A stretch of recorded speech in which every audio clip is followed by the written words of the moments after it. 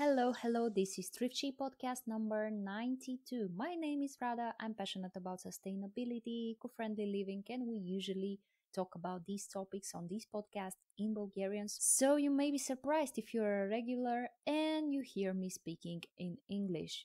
I will tell you just now why so. Last week we had the honor of a visit of an European Commissioner. His name is Virginijus Sinkevičius, and he's the European Commissioner for Environment, Oceans and Fisheries for a few years now. He has been the youngest European Commissioner. He's also father of three. He has been a minister in his home country, Lithuania, and he came to visit Sofia to meet up with the Prime Minister, with the ex-Prime Minister, with the Minister of Ecology, to local organizations, and with me. He came to learn more about the current issues in our country. Although I didn't have the proper time to ask him all of the questions that I wanted, we decided that not only we will do the Instagram video that we prepare for, but because of the limitations of the timeline of the social media, we decided that we would publish the whole conversation here exclusively as a separate podcast episode. But don't worry, next week we will go back to Bulgarian and we will see what's coming up next. So have a listen, watch the full video on YouTube, and maybe watch the short version on Instagram. Yeah. Nice to meet you. One more time. How do you explain these complex topics like climate change to kids and your kids specifically? Oh, that's interesting because I never thought about it. How do I explain? I think it comes naturally through their questions, because they they see that, for example, we had last August was very hot in Brussels, so they asked me why the temperature is so high and it takes so long. And then, of course, it's a good introduction into topic about the climate change, and to tell them that due to certain human activities, the planet is actually boiling, I would say, and we ending up in a unbearable situation. So certain actions can be done. Another thing, about, pollution, plastic pollution, and etc. My son, when he was already little, we said that, oh, you don't need plastic straw. And he, of course, asked why I don't need a plastic straw. And then I told him that, the turtles eat it because it might end up in the sea, and turtle will eat it. And he really loves turtles, so he said, no, never plastic straw. So you see, there is always an opportunities through their questions, but I believe it comes very naturally to them. It's way different than, how I kind of learned about it and so on. I think now there is so much information about the climate change, about the sustainability, about, your choices. So I really have a huge belief in young people in this, generation, who I don't think so they will need this extra education about that. But still, we have a lot of good examples from our parents and grandparents, because we were raised in Eastern Europe and in the Baltics.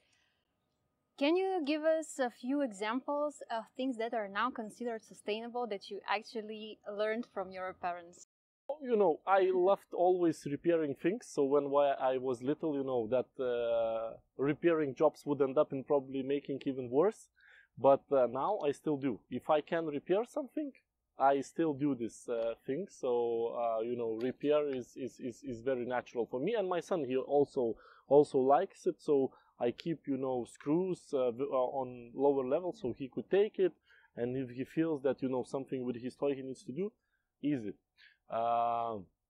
Same goes with repairing of clothes. I don't do it myself. I would love to. But for example, wife of my wife, she is excellent in sewing and etc. So she does a lot. If something she can't, if it's too complicated, we usually try to take it to repair shop. And again, it comes very naturally. Instead of buying something new, you can do that. So I would say these are very simple examples that are first come to my mind, but they are natural. They are absolutely natural.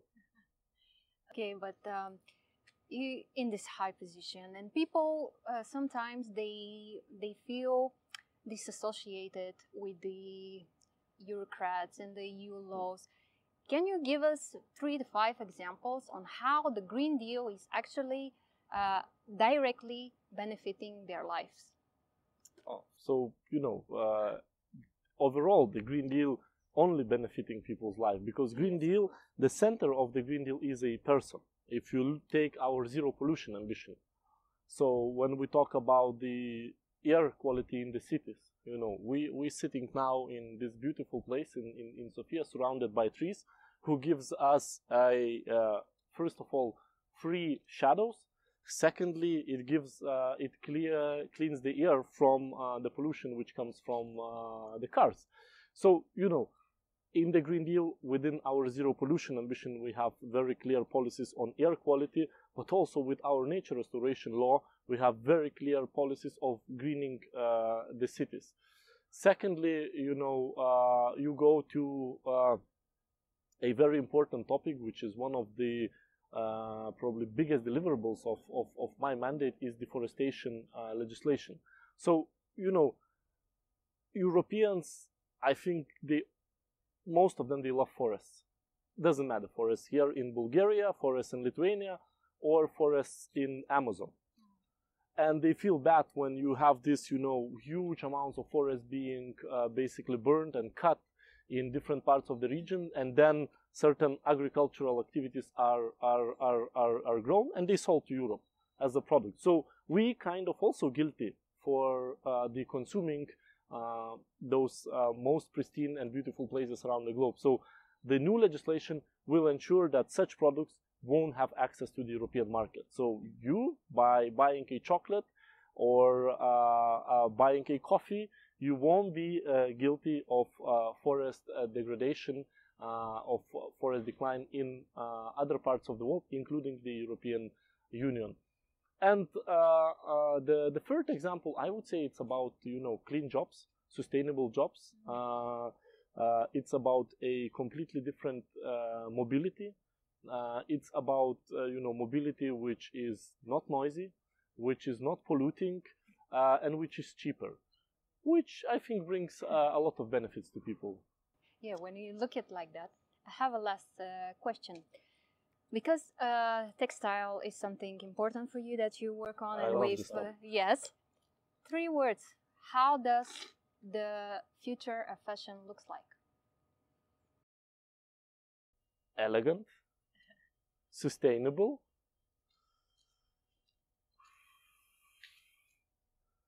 and colorful. And colorful, thank you, and slow, mostly. Beautiful things in life happen slowly. Yes. I think under sustainable we can put many things, but I think with our new policy on textiles, what we're trying to do is to ensure that the clothes that we all love, they serve us longer, that they would have a second life, so that they are designed in the way that they could be recycled, not only burnt or exported to Africa, as very often happens now. And again, so that our consumption pattern wouldn't be the drive of the climate change and biodiversity loss. Thank you. Thank you. I must leave you now. I have, you see, a lot of questions, yeah. But still, maybe we'll catch up. Yes. Okay. Thank you. Thank you very much. Thank you.